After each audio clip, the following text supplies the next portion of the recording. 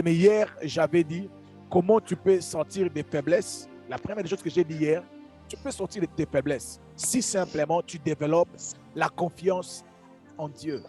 Amen.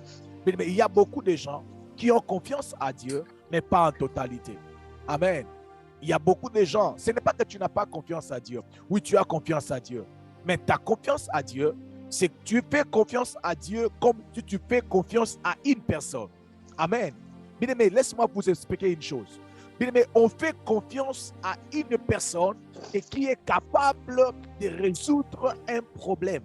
Alléluia. Je n'ai pas écouté. Amen. Est-ce que vous m'entendez? Amen. Amen. Je dis ceci. Je ne peux pas amener ma voiture chez un mécanicien et je ne fais pas confiance qu'il peut bien arranger ma voiture. Est-ce que je suis clair? Yes. Donc, c'est-à-dire que moi, je suis ton pasteur. Tu me fais confiance pour la prière. Mais si ta voiture est en panne, si je te dis, amène ta voiture chez le pasteur Timothée, tu vas dire non. Pourquoi tu vas dire non? Parce que tu ne fais pas confiance dans cette direction. Tu vas dire, pasteur, je sais que tu peux prier, tu sais prêcher. Amen. Mais en matière d'arranger les voitures, ça, je ne te fais pas confiance. Amen. Est-ce qu'il y a quelqu'un ici en ces lieux qui peut entrer dans l'avion et permettre que le pasteur Timothée puisse conduire l'avion? Non. Piloter l'avion? Non, non. Mais le pasteur Timothée que tu aimes beaucoup, des fois tu me dis, pasteur, je vous aime beaucoup. Mais pourquoi tu ne veux pas que ton pasteur, qui est un chrétien, de piloter l'avion et toi tu es dedans là-bas? Pourquoi tu ne veux pas? Parce que tu ne me fais pas confiance. Amen. Amen. Parce que tu ne m'as jamais vu piloter un avion. Mais je peux connaître ça, mais tu ne me fais pas confiance. Cela veut dire, il y a des gens qui font confiance à Dieu. Tu peux être là, tu fais confiance à Dieu, peut-être dans d'autres directions, peut-être dans d'autres choses. Amen. Je sais, il y a beaucoup de gens, quand son enfant est malade, la première chose qu'il va faire, c'est de prier pour l'enfant. Amen. Pourquoi? Parce qu'il fait confiance à Dieu en matière de guérison pour sa famille. Amen. Il y a aussi des gens comme ça, quand il veut chercher une femme, il va te dire, tu n'as pas besoin de prier pour trouver une femme. Il faut seulement que la femme soit bien, il soit belle de taille, belle de figure et qu'il puisse avoir des valeurs. C'est tout. Amen. Il y a plein de débats là-dessus. Il y a des gens qui croient que jusqu'à aujourd'hui, Dieu continue encore de donner les femmes aux hommes. Amen. Il y a des gens qui se disent, moi je ne crois pas que Dieu peut donner les femmes aux hommes. Alléluia. Il y a des gens qui croient que non, si tu cherches un homme ou une femme, tu peux prier et Dieu peut te montrer. Il y a des gens qui te diront, non, non. Alléluia. Mais laisse-moi te dire une chose, conseil gratuit. Il ne faut jamais suivre facilement l'exemple d'une personne.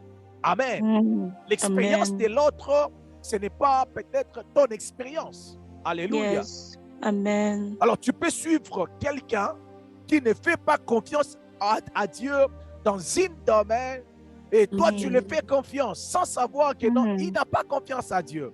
Alléluia. Amen. Il y a des gens qui peuvent être là, tu fais confiance à Dieu pour sortir le matin. Il y a des gens comme ça, ils ne sortent pas le matin sans pour autant prier parce qu'ils savent que ma journée ne sera pas à l'aise si je n'ai pas dit un mot à Dieu. Yes. Alors, pour que Dieu puisse te toucher ou changer tes faiblesses ou ta faiblesse, il faut que tu puisses faire confiance à Dieu dans tout. Mais le pasteur Timothée ne peut pas tout faire malgré l'onction. La sœur Cathy nous a dit, maman Chantal, maman Cathy, maman Sarah, maman Aimée, la plupart des prédicateurs qui sont passés, qu'est-ce qu'ils nous ont dit? L'onction ne te donne pas les capacités de tout faire. Alléluia. J'ai l'onction, mais je n'ai pas les capacités de tout faire. Il y a des choses que le pasteur Timothée ne connaît pas, malgré qu'il a l'onction. Mais bien aimé, Dieu il ne faut jamais comparer Dieu comme le pasteur Timothée. Ce n'est pas parce que le pasteur Timothée, malgré l'onction, il est limité, et tu prends cette casquette-là, tu colles ça à Dieu. Oh non, malgré l'onction, Dieu ne peut pas tout faire. Qui t'a dit ça? Dieu peut tout. Rien n'est impossible à Dieu. Amen. Pendant que je suis en train de prêcher, il est possible pour que je puisse apparaître physiquement dans ta maison. Dieu peut le faire. Oh. Amen. Mais rien n'est impossible à Dieu. Yes. Dieu Amen. peut tout. Je répète, Dieu peut tout. Celui qui comprend que Dieu peut tout, il fait confiance à Dieu dans n'importe quel domaine. Celui qui comprend que Dieu peut tout, pour se marier, il doit prier. Pour aller au travail, il doit prier. Alléluia. Pour aller demander pardon, il doit prier. Donc, il prie pour tout. Parce que lui, il croit que Dieu peut tout. Il y a des défauts, les erreurs que nous laissons dans notre vie simplement parce que nous ne faisons pas confiance à Dieu dans ces domaines. Et une chose que j'avais dit hier, il faut savoir que la confiance est une décision personnelle que toi-même tu décides. Amen. L'homme a le pouvoir de décider jusqu'à quand, jusqu'à quel niveau il fait confiance et à qui il fait confiance. Alléluia.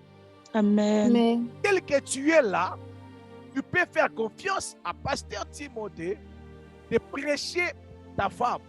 Mais peut-être tu ne peux pas faire confiance à pasteur Timothée de dormir chez vous à la maison. Vous êtes libre et vous ne commettez pas un péché. Alléluia. Tu peux faire confiance à Dieu. Tu peux faire confiance à pasteur Timothée de t'imposer les mains, mais tu peux refuser de faire confiance au pasteur Timothée de lui prêter ton argent. Tu n'as pas commis un péché. Alléluia. Donc, tel que tu es là, tu es libre de faire confiance à n'importe qui, à n'importe quelle dimension. Alléluia. Alors, mais devant Dieu, il ne faut pas que vous et moi, nous puissions apporter ces attitudes. Parce que cela ne va pas nous aider. Amen. Dieu n'est pas un homme, il est Dieu. Quand tu constates dans ta vie, il y a des faiblesses, il faut simplement prendre ces faiblesses-là, amener ça à Dieu pour que Dieu puisse les traiter. Et je t'assure, il sait bien le faire. Je t'assure. Amen. Répète. Je t'assure qu'il sait bien le faire. Amen. Alors, deuxième point que je vais encore introduire aujourd'hui pendant 13 minutes. Amen.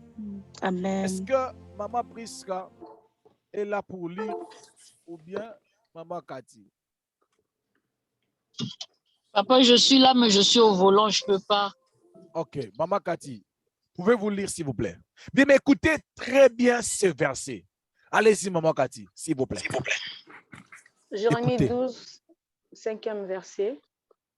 Amen. Si tu cours avec des piétons ok, et qu'ils te fatiguent, comment pourras-tu lutter avec des chevaux? Et si tu ne te crois en sûreté que dans une contrée paisible, que feras-tu sur des rives orgueilleuses du Jourdain?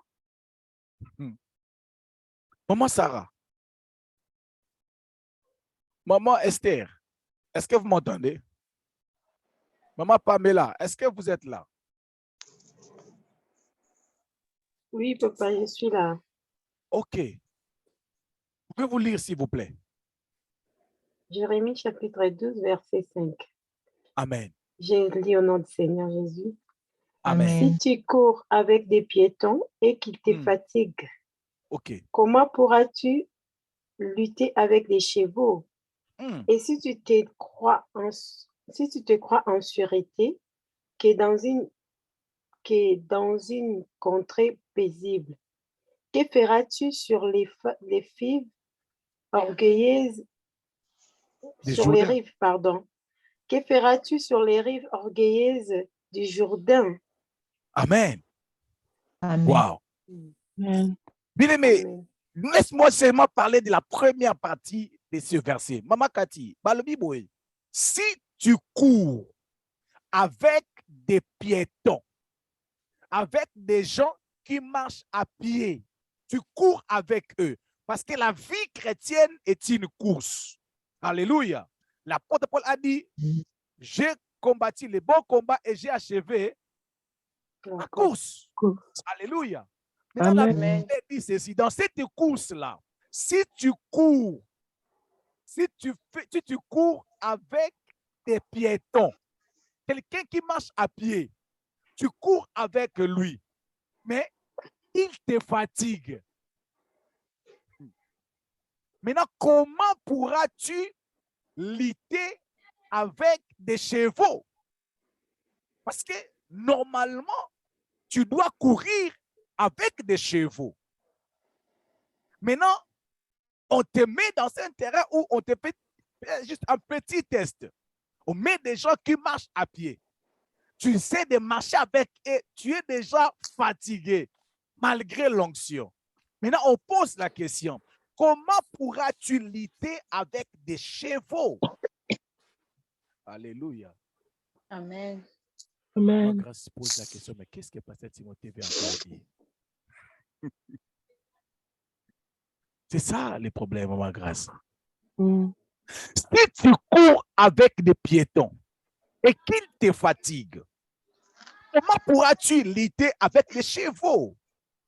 Alléluia. Puis, mais deuxième point, pour sortir de tes faiblesses, il faut arrêter de te comparer avec les gens qui partagent les mêmes faiblesses que toi.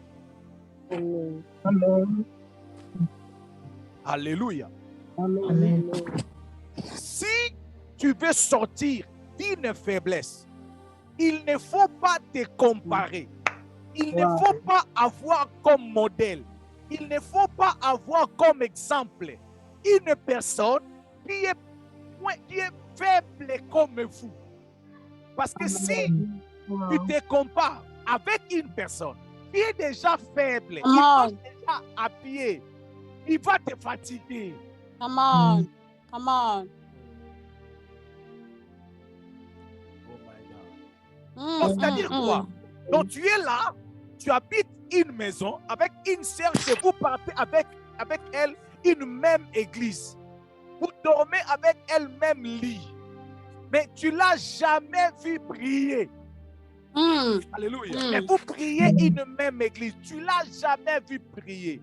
Alors toi maintenant tu commences à faire ta course avec une personne qui ne prie pas. Et déjà faible. Tu as un problème de prière. Bien aimé, on est fatigué. Beaucoup de gens n'arrivent pas à sortir de leur faiblesse parce qu'ils se comparent avec une personne qui est déjà faible. Tu prends une femme qui ne respecte pas son mari, tu le prends comme exemple et tu dis à ton mari, mais Georgette avait insulté son mari. Qu'est-ce que son mari avait fait? Maman, quand est-ce que tu vas sortir de cette faiblesse? Maintenant, quand ton mari te dit, tu ne vois pas Maman Fortune, comment elle respecte son mari, tu vas dire, moi je ne suis pas Maman Fortune. Mais pourquoi tu te comparais avec Georgette? Parce que tu savais que Georgette, elle marche à pied. C'est un piéton. Comme toi. Amen. Wow. Si tu fais ta course avec les piétons et ils te fatiguent, c'est-à-dire que même les piétons, tu n'arrives pas à les dépasser.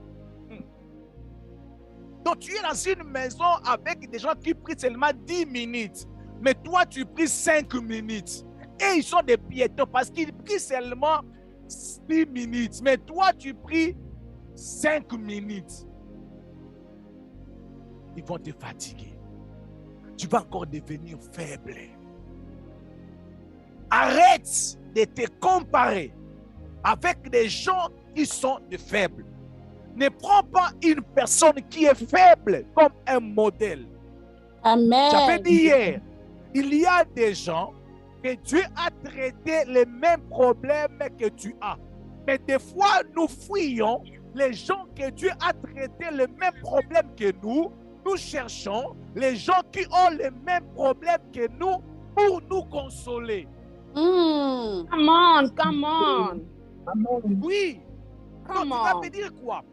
L'église de Dieu est devenue comme un hôpital. Cela veut dire, quand tu as un problème de la tête, on te met dans le département pour que vous puissiez vous comparer avec eux. Come on. Et dire quand même que non, moi, on a bien. Non, ça a bien été. Ah oui, tu n'es pas bien. Je vous assure. Mais lorsque Dieu nous avait fait grâce, Dieu m'avait fait grâce de se marier à l'âge, si c'est de 25 ans ou de 25 ans ou 20 combien d'années là, je me voyais, waouh, je me suis marié avant. Alors que j'ai oublié qu'il y a des gens qui se sont mariés à l'âge de 18 ans, à l'âge de 20 ans. Quand je me suis regardé, j'ai dit, hé, je me suis marié en retard. Alléluia. Alléluia. Mm. Un jour, j'ai regardé la photo de Pasteur Chris, que je salue aussi en passant. J'ai vu une de ces photos qu'il avait publiées. Mais j'ai pris cette photo. J'ai enlevé 20 ans en arrière. Parce que la photo, c'était une photo qui prenait presque plus de 20 ans ou 15 ans. Quand j'ai fait des calculs, j'ai vu que déjà à l'âge de 20 ans, il était déjà en mesure de prêcher dans des grandes églises du Congo. Je regarde mon âge, je pleure. J'ai dit, Timothée, tu étais en train de courir avec des piétons. Alléluia. Amen. Mais nous sommes là au nombre de 40. Mais si on regarde d'autres zooms qui a de 8 personnes, de 7 personnes, mais nous serons toujours faibles et nous serons contents de prier au nombre de plus de 40 familles se connecter. Mais s'il y a des zooms que moi je regarde, tu vois 1000 personnes connectées sur Zoom. Come Alléluia. on. Quand je regarde, je me dis, Timothée, tu as encore un grand travail à faire. Je vous assure, il y a des Zooms qui rassemblent des 1000 de personnes, plus de 1000 personnes. Mais comment je peux me contacter, avoir 50 ou 40 personnes qui sont connectées? Si je me commence à me contacter, à me dire, oh mon Zoom, notre Zoom prière famille a beaucoup de gens. Il y a plus de 40 personnes. Waouh, ça c'est grave. Bien-aimé, nous serons en train de courir avec des piétons. J'aimerais dire à une personne, la faiblesse, il y a une personne qui a surmonté ça plus de 5 fois, plus de 10 fois. Regarde qui te dépasse en sainteté, en méditation de la parole de Dieu, en prière. Alléluia. Alléluia. Mais laisse-moi vous défier. Ça fait plus de 18 ans ou 19 ans. Si je compte le nombre de fois que j'ai manqué un culte dimanche, je peux compter pas plus de 3 fois. Pas plus de 3 fois. Pendant plus de 18 ans ou 19 ans que j'ai mis mes 2 pieds à l'église, je n'ai jamais manqué un culte de dimanche. Je ne sais pas si j'étais dans l'avion. Non, je ne me souviens pas. À l'hôpital, non, je ne me souviens pas. Au travail, n'en parlons même pas. Pendant plus de 19 ans. Mais il y a des gens en ces lieux qui ont fait plus de 19 ans qui ne connaissent même pas la porte d'une église. Alors prends le pasteur Timothée. Alors comment savoir? Est-ce qu'après 18 ans, je peux aller à l'église chaque dimanche sans manquer un dimanche? Mais pourquoi? Vous savez qu'est-ce qui m'a fait ça? J'ai lu un livre d'un pasteur Un pasteur de chapelle des vainqueurs. Quelqu'un peut me rappeler, s'il vous plaît? Oedepo. Oedepo. Je lis les livres de Oedepo. Je vous recommande d'aller voir ça. Un livre où il a parlé sur la direction divine. C'est pour ça que j'aime beaucoup la direction divine. Dans son livre, la direction divine, il a dit ceci. Je ne manque jamais un culte de dimanche pendant toute ma vie. Depuis que Dieu m'a appelé, depuis que j'ai commencé à servir Dieu, je ne peux jamais, lui-même, il est parti très loin pour dire, je n'ai jamais manqué un culte de l'église où j'ai pris.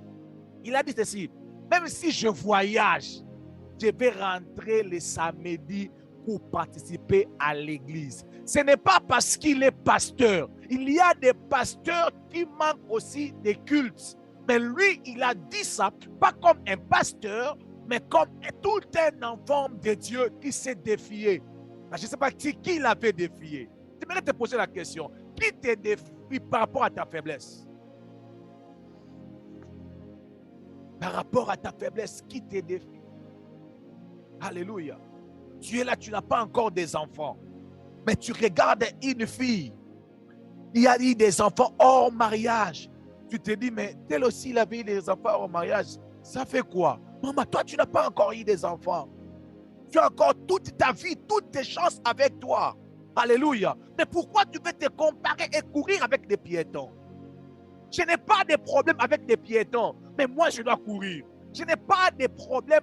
Bien, mais si dans un domaine, tu vois que le pasteur Timothée est un piéton pour toi, bien aimé, ne me prends pas comme ton modèle. C'est triste. Je pense que c'est la manière dont vous m'entendez. Amen, amen, papa. Vous ne m'encouragez pas. Je ne sais pas, est-ce que vous êtes là? Maman Nadine, est-ce qu'elle est là? Est-ce que les gens sont là vraiment connectés aujourd'hui? Amen. Amen. Amen, papa. Ça entre tellement bien. Bien-aimé, tu es là, il y a une personne, tu as un ami à toi ou une amie à toi qui te dit, moi les offrandes là, ça ne me concerne pas. Et toi, tu le prends comme ton modèle. Bien-aimé, tu seras toujours faible en matière des offrandes. Je vous assure. Tu seras toujours faible dans ce domaine-là. Il y a des gens, lorsque tu le pointes comme des modèles, bien-aimé, tu commences à courir. Alléluia. Bien-aimé, moi et ma femme, on parlait avec un garçon. Il m'a dit, pasteur, je vais arrêter le travail, commencer à faire un business où je peux commencer à faire même dans les 18 ou 15 000 dollars dans 2 semaines. Ah! Bien-aimé, j'ai dit, mais je lui ai posé la question, où? Seulement ici aux États-Unis. Il m'a dit, mais oui, bien sûr. Oh. Oui, Toko Samara. Alléluia. Amen. Oh, come on. Alléluia. Yes. Amen. Mais il y a des gens qui font 3 fois, 10 fois le montant que toi là, tu gardes. Le montant que tu gardes là, au moins tu vois ton 5 000 dollars. Il y a des gens qui dépassent ça par semaine ou par jour. Alléluia. Mais quand Amen. tu gagnes 2 000 dollars, tu te dis, waouh, regarde mon ami là, il gagne seulement 500 dollars. Ah, j'ai béni le Seigneur. Bien-aimé dans le Seigneur, tu es en train de faire une course avec les piétons. Ils vont te fatiguer. Ils Amen. vont te fatiguer. Je vous dis, ils vont te fatiguer. Bien-aimé, vous savez, quand tu fais la course avec des chevaux, bien-aimé, même si tu n'as pas arrivé, mais tu vas courir très vite. Amen. Amen. Celui qui fait la course avec des chevaux, il doit tellement multiplier les pas que celui qui fait des courses avec des piétons. Alléluia. Cela veut dire quoi? Tel que tu es là, si tu changes seulement ton modèle aux études, tu vas commencer à étudier au moins 3 fois par jour. Au moins 3 fois par jour, tu vas commencer à étudier. tu vas commencer à revoir la parole de Dieu au moins 6 fois avant de parler devant les gens. Alléluia. Il y a un homme de Dieu qui est en train de m'impacter ces derniers temps. Quand je regarde ses prédications, je me dis, mais Timothée, jusqu'à quand tu vas dépasser ce niveau? Jusqu'à quand? Je regarde, il est tellement loin par rapport à moi et je le regarde. Alléluia. Ce n'est pas un péché. Ce n'est pas que tu veux prendre ce qui est d'autrui. Non, non, je ne dis pas ça. Je dis simplement, il y a des gens autour de nous qui nous fatiguent, qui nous rendent confortables.